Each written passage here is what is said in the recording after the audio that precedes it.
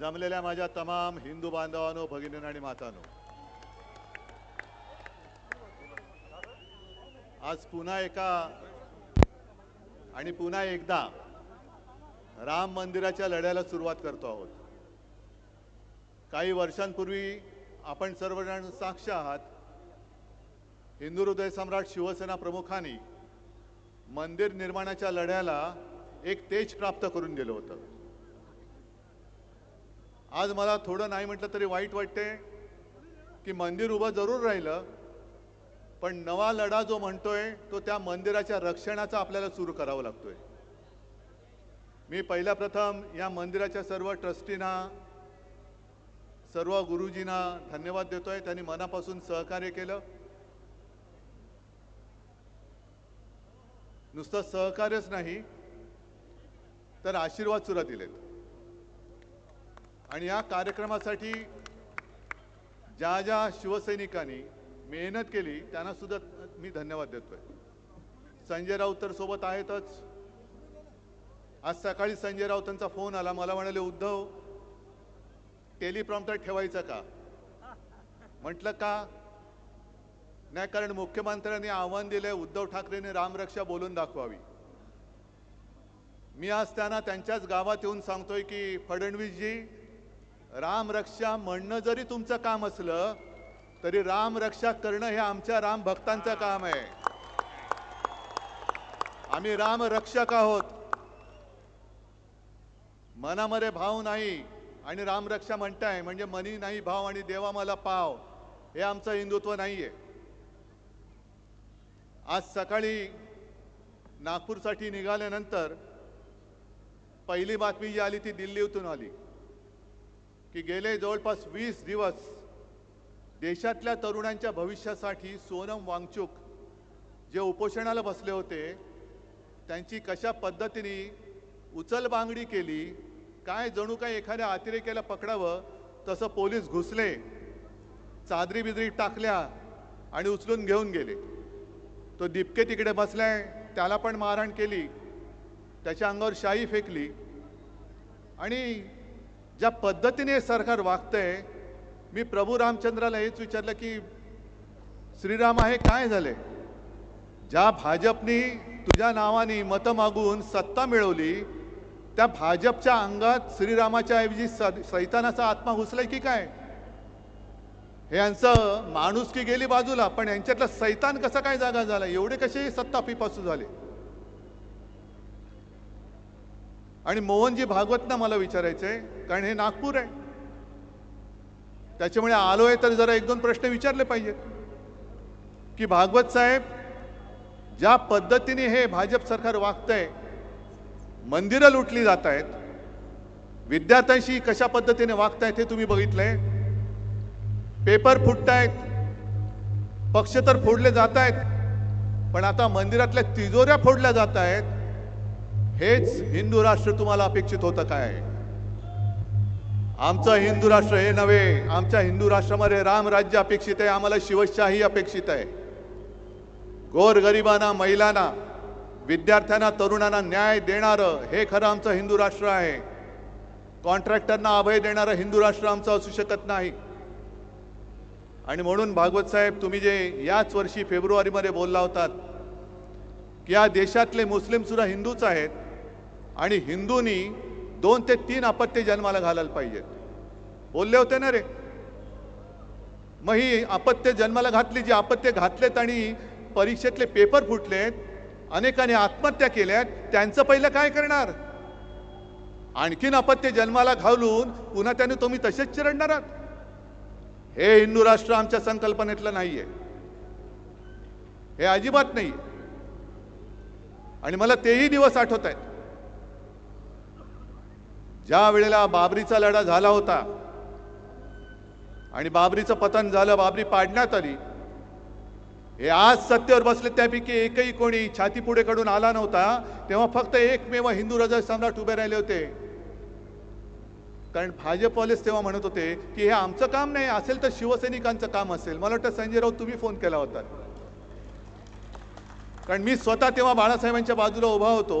मला माहित नाही पलीकडे कोण आहे, म्हणजे संजय राऊत आहेत का? मला एवढं कळलं एक पत्रकार आहेत आणि बाळासाहेबांनी उत्तर दिलं होतं की जर हे काम माझ्या शिवसैनिकांनी केलं असेल तर त्यांचा मला गर्व आहे आणि गर्व से कहो हम हिंदू है, ही घोषणा त्यांनी बुलंद केली होती. अनेक कारसेवकांनी तुरुंगवास भोगला, अनेकांनी बलिदान केलं, अनेक जण त्यावेळेला झालेल्या पोलीस अत्याचारामध्ये कायमचे अपंग झाले. बाळासाहेबांनी जो धोका डोक्यावरती घेतला होता, अनेक जणांनी जे बलिदान केलं, हे यांच्या चोरांच्या पोटापाण्याची सोय करण्यासाठी नव्हतं केलेलं. मंदिर वही बनाएंगे, कशाला? बनाने के बाद लुटने के लिए. आम्ही आहोत ते मंदिर लुटारूंच्या विरुद्ध आहोत. फडणवीस साहेबांना सांगायची की आमची चेष्टा टिंगल मस्करी करण्यापेक्षा तुम्ही मंदिर लुटणाऱ्यांच्या बाजूने आहात की राम रक्षा करणाऱ्यांच्या बाजूने आहात ते पहिले स्पष्ट करा. हे आंदोलन म्हणजे राम रक्षा पाठ आहे की नाही बघण्याचं आंदोलन नाहीये. हे एखाद्या वर्गाच्या मॉनिटर सारखं बोलू नका. राम रक्षा पाठ आहे की नाही. राम रक्षा म्हणजे आज जे आपण नेहमी म्हणतो की रामाने आपली रक्षा केली पाहिजे, आज राम भक्तांना रामाची रक्षा करण्याची वेळ या रामाच्या नावाने मत मागून सत्तेत आलेल्या भाजपच्या कारभारामध्ये आपल्याला करावी लागते. याच्यासारखं हिंदूंचं दुर्दैव कोणतं? आणि कोणतं असं क्षेत्र आहे की ज्याच्यामध्ये भ्रष्टाचार नाहीये? केदारनाथच्या मंदिरात चोरी झाले, बद्रीनाथच्या मंदिरात चोरी झाले, उज्जैनमध्ये जमीन घोटाळा झालेला आहे, अयोध्येमध्ये जमीन घोटाळा झालेला आहे. अयोध्येमध्ये सुद्धा मंदिराच्या नावाने स्वस्तात जमिनी घेतल्या गेल्या आणि शतपटीने किमती वाढून ट्रस्टला विकल्या गेलेल्या आहेत. हे मी नाही म्हणत, बाकी सगळे म्हणतायत. अनेक जण जे साधू आहेत ते आज राग व्यक्त करतायत, संताप व्यक्त करतायत. आणि एका साधूने तर सांगितलं हे तो मंदिर नाहीये, हे तर म्हणे पैसा गोळा करण्याचं केंद्र झालेलं आहे भाजपचं, एटीएम. आणि मग आणखीन काही जण म्हणाले की तिथे जो काही पैसा गोळा केला गेला, तिथे जो काय तिजोरीवरती डल्ला मारला गेला, त्यातून आमदार खासदार विकत घेतले गेले. आज मला त्या गद्दारांना सुद्धा बोलायचंय, विचारायचंय. माझ्यावरती आरोप करत होतात बाळासाहेबांचे विचार सोडले. अरे मी बाळासाहेबांचा विचार घेऊन आज सुद्धा ठामपणाने उभा आहे. मंदिर चोरांना आम्ही जाब विचारायला उभे आहोत. तुमच्यामध्ये जर हिंमत राहिली असेल तर तुम्ही भाजपला प्रश्न विचारून दाखवा. त्यांच्या घरचे पाणके होऊ नका. तुमच्यामध्ये जर हिंदुत्वाचं अस्सल रक्त असेल, या गद्दारांच्या अंगामध्ये हिंदुत्वाचं अस्सल रक्त असेल, तर त्याने मंदिर चोरांविरुद्ध आपली भूमिका स्पष्ट करायला पाहिजे. का नाही करत?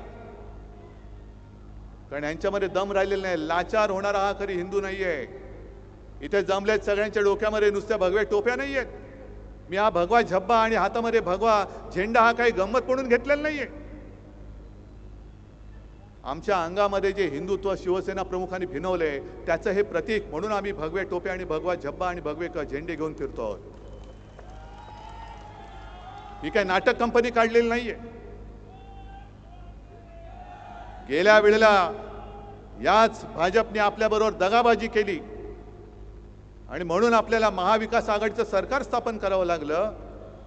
तेव्हा हेच काऊर करत होते, हिंदुत्व सोडलं, हिंदुत्व सोडलं. अरे आम्ही हिंदुत्व सोडूच शकत नाही. पण आज मला भाजपला विचारायचंय, तुम्ही का हिंदुत्व सोडलं? तुम्ही का बोलत नाही आहात? आणि माझी तर ठाम मागणी आहे, SIT BCT यांनी स्थापन केलेली थोतांड आहेत, ही नाटकं आहेत. एक एक विषय निर्माण झाले का दुसरा विषय काढायचा की पहिला विषय लोक विसरून जातात आणि मग त्याचंच भांडवल करायचं. आणि त्यांना माहिती आहे लोकांची मेमरी ही जास्त दीर्घकालीन नसते. पण मंदिर लुटीचा विषय आम्ही जोपर्यंत धसास लागत नाही तोपर्यंत आम्ही सोडणार नाही. मुंबईमध्ये केले, नागपूरमध्ये केले, मी तर राज्यात सगळीकडे जाणार आणि बाहेरच्या राज्यात अगदी अयोध्येला आणि काशी विश्वनाथ त्याच्या सुद्धा दर्शनात जाऊन मी महाआरती करेन. कारण हिंदुत्वाला जाग माझ्या वडिलांनी आणलं. होय, घराणेशाही म्हणा पाहिजे तर माझ्या वडिलांनी आणलेली आहे. त्यांनी जागा केलेला हिंदू तुम्हाला मी झोपू देणार नाही. आणि चौकशीची थेरं करू नका, चौकशीची नाटकं करू नका. जर तुम्हाला प्रामाणिकपणाने याचा निकाल लावायचा असेल तर निवृत्त न्यायमूर्तींच्या अधिपत्याखाली चौकशी समिती स्थापन करा. आणि न्यायमूर्ती सुद्धा गोगलगाईसारखे नकोत, तबका आणि आरत्या ओवाळणारे नकोत, तर निस्पृह आणि निष्पक्षपातीपणाने काम करणारे अभय ओकांसारखे निवृत्त न्यायाधीश तिकडे नेमा आणि मग दूध का दूध पाणी का पाणी बघा कशात काय ते शोधा तुम्ही. पण आम्ही कशावरही प्रश्न विचारायचे नाहीत. काही विचारलं तर हे देशद्रोही ठरवतात. आणि या राम मंदिर चोरीबद्दल यांच्यातलेच एक व्यक्ती आहेत, काय बोलतायत बघा. शायद उन्होंने श्रद्धा पूर्वक भाव के साथ भगवान के मंदिर में अर्पित नहीं किया होगा, इसलिए उनका पैसा चोरी. ऐकू येते का रे? हमारा पैसा चोरी नहीं हुआ, हमारा पैसा मंदिर में लगा है. और थोडक्यात सांगतो तुम्हाला, उत्तर प्रदेशचे हे विधानसभेचे अध्यक्ष आहेत सतीश महाना, आणि ते म्हणतायत की ज्यांनी सच्चे श्रद्धा काय भाव के साथ म्हणजे श्रद्धेने ज्यांनी पैसे दिलेले नाहीत त्यांचे पैसे चोरीला गेलेत, आमचे पैसे तसेच आहेत. आणि ज्यांचे पैसे चोरीला गेलेत असं वाटत असेल त्यांना माझ्यासारखे करोडो लोक पैसे द्यायला तयार आहेत. राम मंदिर ही तुमच्या बापाची जागीर नाहीये. आम्ही सुद्धा राम भक्त आहोत. आणि तुम्हाला सगळ्यांना लक्षात असेल की 2 वर्षापूर्वी 22 जानेवारीला अयोध्येमध्ये जेव्हा राम मंदिराचं लोकार्पण झालं होतं, मोदी बसले होते तिकडे, एकही शंकराचार्य त्यांच्या सोबत नव्हता. आणि तेव्हा आपण कुठे होतो? आपण नाशिकच्या काळाराम मंदिरामध्ये होतो. ज्या काळाराम मंदिराचा इतिहास असा आहे, डॉक्टर बाबासाहेब आंबेडकरांनी मंदिरात प्रवेश, हा राम तुझा नाही, हा राम माझा सुद्धा आहे आणि त्याचं दर्शन घेण्याचा अधिकार हा माझा आहे, मला सुद्धा आहे, मला तो मिळालाच पाहिजे म्हणून सत्याग्रह केला होता. तेच ते राम मंदिर. आणि दुसऱ्या दिवशी 23 जानेवारीला मी जाहीर सभेत बोललो होतो, आम्ही जय श्रीराम जरूर बोलतो, जय शिवराय जय श्रीराम, पण आम्हाला राम पाहिजे तो भाजप मुक्त राम पाहिजे. त्या आंदोलनाची सुरुवात आहे भाजपा मुक्त राम. आणि ही चोरी, हा दरोडा हा केवळ दानपेटीवरचा नाहीये, तर हा दरोडा तमाम हिंदूंच्या भावनेवरती, तमाम हिंदूंच्या श्रद्धेवरती घातलेला या मंदिर चोरांनी घातलेला दरोडा आहे. आणि न्यायमूर्ती तुम्ही झालं पाहिजेत. या देशातला, या जगातला प्रत्येक हिंदू या चोरीबद्दल न्यायाधीश म्हणून त्यांनी न्याय निवाडा केला पाहिजे. अटल बिहारी वाजपेयी जे बोलले होते, जेव्हा एक दंगल झाली होती, मला वाटतं भिवंडीच्या आसपास, तेव्हा वाजपेयीजी बोलले होते की अब हिंदू मार नहीं खाएगा. मग मी आज तुम्हाला सांगतोय, तुम्ही कसे हिंदू झाले पाहिजेत? जे चोर आहेत त्यांना ठणकावून सांगा, अब हिंदू माफ नहीं करेगा. हिंदू नुसता जागा नाही, हिंदू आता पेटलेला आहे. आज आम्ही सगळ्यांना आमंत्रण दिले होते. देवेंद्र फडणवीसांना दिलं होतं, मोहनजी भागवतांना दिलं होतं, सगळ्यांना. अगदी काँग्रेसची लोक सुद्धा माझ्यासोबत आहेतच. खासदार आहेत, सुनील केदार आहेत, आणखीन कोण कोण आहेत बघा. मी हिंदुत्व सोडलं का यांनी हिंदुत्व धरले? हे राम म्हणजे कोणाची तुमची खाजगी मालमत्ता नाही हो. भाजपचे कोणी आहेत का इकडे? सगळे राम भक्त आहेत. भाजपचे कोणी आहेत? मग हिंदुत्व कोणी सोडलंय? मंदिर चोरांची बाजू घेणारा राम भक्त असू शकत नाही. म्हणून मला फडणवीसांना सांगायचंय की शब्दाचे खेळ करू नका. राम रक्षा येते की नाही? राम रक्षा स्तोत्र येत नसेल, पण मला रामाची रक्षा करायला येते आणि ते केल्याशिवाय मी राहणार नाही, मागे नाही हटणार. जर तुम्हाला असं वाटत असेल की केवळ तुम्हाला राम रक्षा म्हणता येते म्हणून तुम्हाला मंदिराची चोरी क्षम्य आहे, अजिबात नाही. तिकडे लाखो करोडो हिंदूंच्या भावनांनी बांधलं गेलेलं ते मंदिर आहे. गावागावात शिवसेना प्रमुख फिरलेले आहेत, गावागावात शिवसैनिक फिरलेले आहेत. अनेक जणांनी अनेकांनी केसेस अंगावर घेतलेले आहेत, पोलिसांचा मार खाल्लेला आहे. छातीवरती वळ उठला तरी मागे न हटता अयोध्येला जाणारे आमचे शिवसैनिक आहेत. आणि त्या शिवसैनिकांना सोबत घेऊन राम रक्षा म्हणण्याचं नव्हे तर राम रक्षा करण्याचा हा लढा मी आजपासून सुरू करतो आहोत. चोरानो मध्ये येऊ नका, चोरानो मध्ये येऊ नका. आणि हा राम भक्त आणि राम मंदिर चोर असा लढा आहे. सगळ्यांनी ठरवायचं तुम्ही कोणत्या बाजूला आहात. राम भक्तांच्या बाजूला आहात की मंदिर चोरांच्या बाजूला आहात. हे फडणवीसांनी उत्तर द्यावं, भागवत साहेबांनी उत्तर द्यावं की तुम्ही कोणाच्या बाजूला आहात. कारण तुमचं जिथे राज्य आहे त्या उत्तर प्रदेशचे अध्यक्ष जर ह्या एवढ्या मस्तवालपणाने बोलत असतील आणि तुम्हाला कोणाला काही वाटत नसेल तर तुमचं हिंदुत्व हे ढोंगी आहे. आज हे मी तुमच्या नागपूरमधून तुमच्यावरती आरोप करतोय. हा लढा जो आहे हा केवळ मुंबई नागपूर पुरता मर्यादित ठेवून चालणार नाही. जसं मी म्हटलं की मी सगळ्या प्रमुख शहरात जाणार आहे, इतर राज्यात सुद्धा जाणार आहे. तुम्ही जिथून जिथून आलात, ज्या गावातनं आलात, ज्या खेड्यातनं आलात, 5 असतील तर 5, 10 असतील तर 10, 25 तर 25, 50 तर 50, पण राम रक्षेचा हा लढा तुम्हाला गावोगावी खेडोपाडी नेलाच पाहिजे. कारण रामाच्या नावाने मतं मागितलेली ही लोक ज्या पद्धतीने वागतायत, शेतकऱ्यांची कर्जमुक्ती अजूनही झालेली नाही. जसा तो एक जमाना होता, मंदिर वही बनाएंगे लेकिन तारीख नहीं बताएंगे, तसं कर्जमुक्तीच्या बाबतीत होत चाललेलं आहे. निवडणुकीच्या आधी लाडकी बहीण म्हणून योजना जाहीर केली, आता जवळपास 92 लाख महिलांना त्यातून वगळून टाकलेलं आहे. निवडणुकीच्या आधी ज्या महिलांना साडी देत होते त्या साड्या सुद्धा आता देणं यांनी रद्द करून टाकलेलं आहे. म्हणजे जेव्हा जेव्हा ज्याची गरज असते ती गरजेपुरतं वापरायचं आणि फेकून द्यायचं. आता तर प्रभू श्री रामाला सुद्धा फेकून द्यायला निघालेत. एवढे नीच राज्यकर्ते यापूर्वी मी कधी पाहिलेले नव्हते, आजपर्यंत मी कधी पाहिले नव्हते. पण कर्तव्य आपलं आहे. त्यांना जर असं वाटत असेल की आम्ही काही केलं तरी चालतंय, आम्ही चालू देणार नाही. आज सुद्धा बाळासाहेबांनी उभा केलेला कट्टर कडवट देशाभिमानी हिंदू हा तुम्हाला जाब विचारण्यासाठी तुमच्या समोर उभा राहिलेला आहे. आणि ज्याप्रमाणे आजच्या आंदोलनाला मी सर्व पक्षांना हाक दिली होती की पक्ष बाजूला ठेवा, हा हिंदुत्वाचा लढा आहे, तसंच उद्या आम्ही मुंबईमध्ये करतोय. ते सोनम वांगचुक आणि अभिजित दिपके यांनी जो लढा तिकडे उभारलेला आहे त्या लढ्याला पाठिंबा देण्यासाठी मुंबईमध्ये मी उद्या आंदोलन करतोय.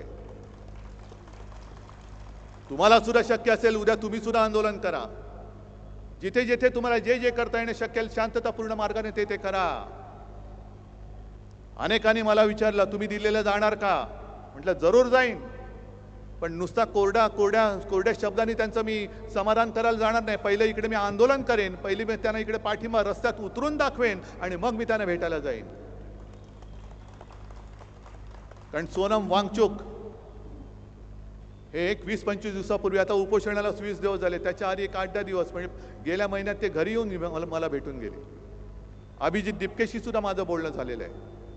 आणि उद्याचं सुद्धा जे आंदोलन आपण मुंबईमध्ये करतोय तिथे सुद्धा आज या चॅनलच्या माध्यमातून मी सर्व पक्षाच्या सर्व भाषिकांना आवाहन म्हणजे विनंती करतोय की हा जो लढा आहे, जसा हिंदुत्वाचा मंदिर चोराविरुद्ध ढोंगी हिंदूंविरुद्ध आहे, तसाच उद्याचा लढा हा आपल्या देशाच्या भविष्य असलेल्या युवकांसाठीचा लढा आहे. मी तिथे जात पात धर्म मानत नाही. ज्यांना युवकांबद्दल आस्था आहे, ज्यांना ही दडपशाही चाललेली ती मंजूर नाहीये, ते सगळेजण उद्या तिकडे यावेत. हे आमंत्रण मी आज या चॅनलच्या माध्यमातून सगळ्यांना देतोय. आणि आजपासून हा राम रक्षा म्हणजे रामाचं रक्षण, मंदिराचं रक्षण हे राम भक्तांना करावं लागतंय. त्या लढ्याची सुरुवात होते. तयारी आहे तुमची. ही ठिणगी इकडे टाकलेली आहे. या ठिणगीचा वेगळा वणवा हा राज्यभर नेण्याचा, निदान विदर्भात नेण्याचं काम हे तुम्हाला करावं लागणार आहे.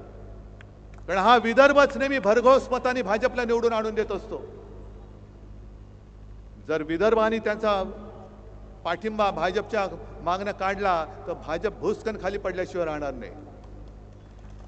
आणि का काढणार नाही, केवळ हिंदुत्व म्हणून नाही तर शेतकऱ्यांची फसगत होते, बहिणींची फसगत होते. आणि हिंदुत्वाचं ढोंग घेऊन सत्तेवर आलेली ही लोक यापुढे आम्ही तुम्हाला मत देणार नाही. आम्ही जय शिवराय आणि जय श्रीराम बोलणारे अस्सल कट्टर हिंदू आहोत हे दाखवून द्या आणि भाजपला त्यांची जागा दाखवून द्या, एवढीच विनंती करतो आणि आपली रजा घेतो. जय हिंद, जय महाराष्ट्र.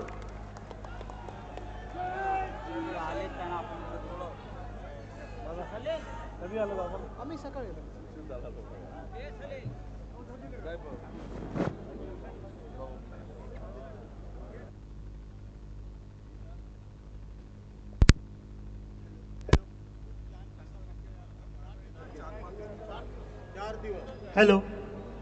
सियावर श्री रामचंद्र की, पवन सुत हनुमान की, जय भवानी, जय भवानी. आवाज कुणाचा? जय श्रीराम. भीमरूपी महारुद्रा